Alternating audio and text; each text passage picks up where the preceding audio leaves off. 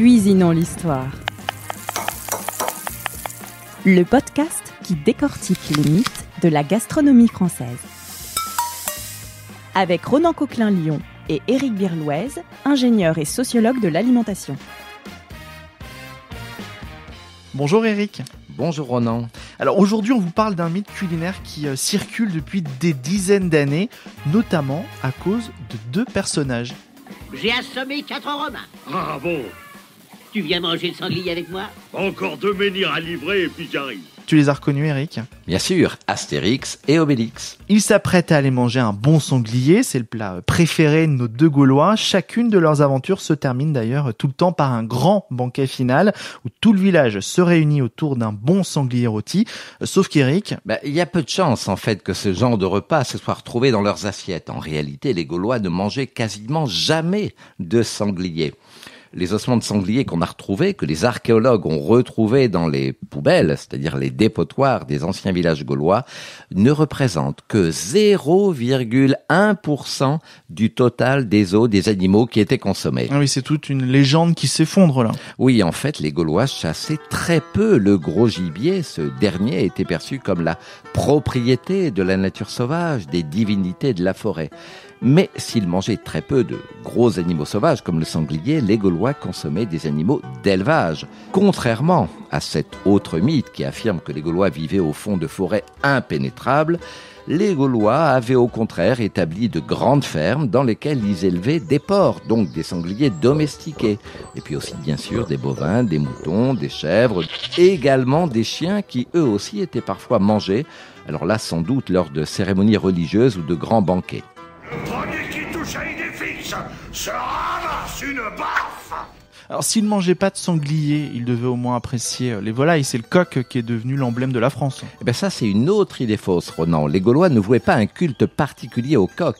Oui, certaines pièces gauloises le représentaient, mais le coq n'a jamais été un symbole unificateur pour les tribus gauloises. L'association entre Gaulois et coq, elle vient tout simplement du fait qu'en latin, on les désigne par le même mot, gallus. C'est la Révolution française qui va en faire un symbole national.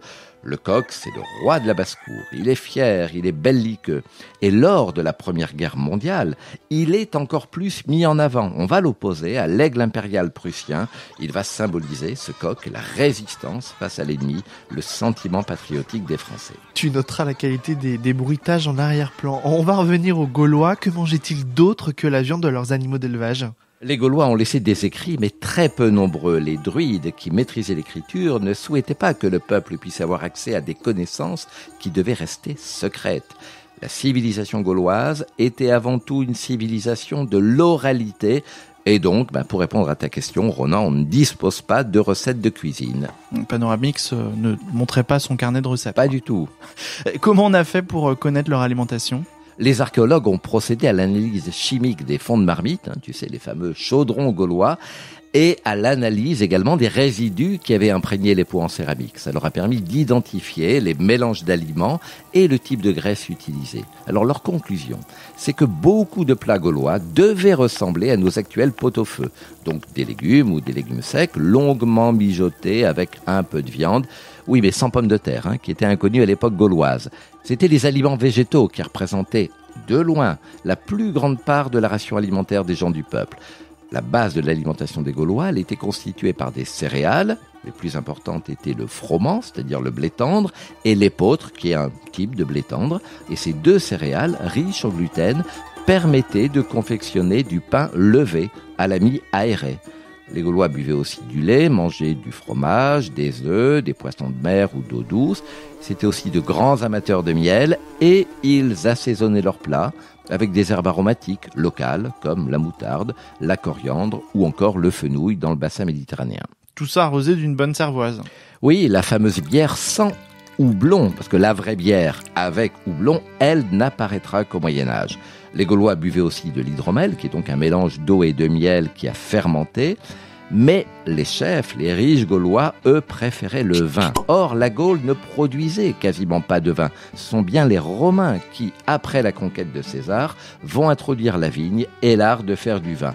Mais les Gaulois, qui en avaient les moyens, importaient le vin à grands frais depuis le bassin méditerranéen. Et on sait ça par les millions de tessons d'amphores qu'on a retrouvés sur les sites archéologiques et au fond des fleuves sur lesquels elles étaient transportées. Le vin, chez les Gaulois, était utilisé comme offrande aux divinités. Lors des cérémonies funéraires, on le versait sur les tombes des défunts de haut rang, tombes à l'intérieur desquelles des amphores de vin étaient également disposées. Il faut savoir que pour les Gaulois, le vin rouge était l'équivalent du sang. C'était un breuvage magique qui redonnait la vie, qui procurait aux guerriers la force, la vigueur, le courage dont ils avaient besoin avant le combat. Et puis également, l'ivresse que procurait le vin permettait, pensaient les Gaulois, de se rapprocher des divinités. Et puis enfin, à la différence des Romains qui le coupaient toujours d'eau, le vin était bu pur lors des cérémonies religieuses et des banquets où il coulait à flot. Alors ces banquets gaulois ont-ils vraiment existé ou c'est une légende ? Eh bien non, pour une fois, il s'agit d'une réalité et pas d'une légende ou d'un mythe. Les Grecs et les Romains regardaient d'ailleurs avec étonnement ces festins gaulois au cours desquels les hommes mangeaient et buvaient, assis et non couchés, comme eux, les Romains. Ils étaient, comme dans les albums d'Astérix, disposés en cercle afin de symboliser la solidarité du groupe. Mais le placement des convives n'en était pas moins très hiérarchisé. Il y avait des places d'honneur proches du chef, parfois un deuxième cercle de mangeurs plus éloigné pour les serviteurs. Et l'amphitryon, donc la personne qui invitait au banquet, offrait en abondance à ses invités des viandes rôties, grillées et du vin. Chez les Gaulois, on ne cherchait pas vraiment à amasser le maximum de richesses. Lorsqu'on en avait, on en redistribuait une partie. Et cette générosité, entre guillemets, permettait de manifester son statut social élevé, et elle faisait également des invités, des obligés, c'est-à-dire des personnes qui étaient redevables. On voit que le banquet gaulois avait donc une fonction politique très claire. Il visait à la fois à souder la communauté, à renforcer, à créer des liens, et aussi à faire la démonstration de son prestige, de sa puissance, de sa richesse. La langue française possède à peine une centaine de mots issus du gaulois. Certains font référence à l'alimentation. Effectivement, c'est la langue du conquérant romain, c'est-à-dire le latin, qui s'est imposée. Et parmi les mots d'origine gauloise de notre lexique alimentaire, on peut citer le mouton, le roc, qui est l'ancêtre et le cousin sauvage du bœuf et de la vache domestique, la bécasse ou encore le jarret. Plusieurs poissons ont également un nom issu du gaulois. C'est le cas de la truite, la lauze, la tanche, la limande, le brochet, la lotte, et puis également parmi les mots gaulois, la cervoise dont on a parlé, le gobelet, la ruche, le tonneau, la charrue et le soc de cette charrue, et enfin la lie qui est le dépôt qui se forme dans le vin. Bon bah voilà, on n'a plus qu'à se relire tous les Astérix et Obélix pour vérifier si ces mots sont présents dans les dialogues. Merci beaucoup Eric pour toutes tes précisions et merci à vous de nous avoir suivis. On se retrouve très vite pour un nouvel épisode de Cuisinons l'Histoire. À bientôt Ronan. Pour en savoir plus, découvrez l'histoire de l'alimentation des Français, un livre d'Éric Birloise aux éditions Ouest France.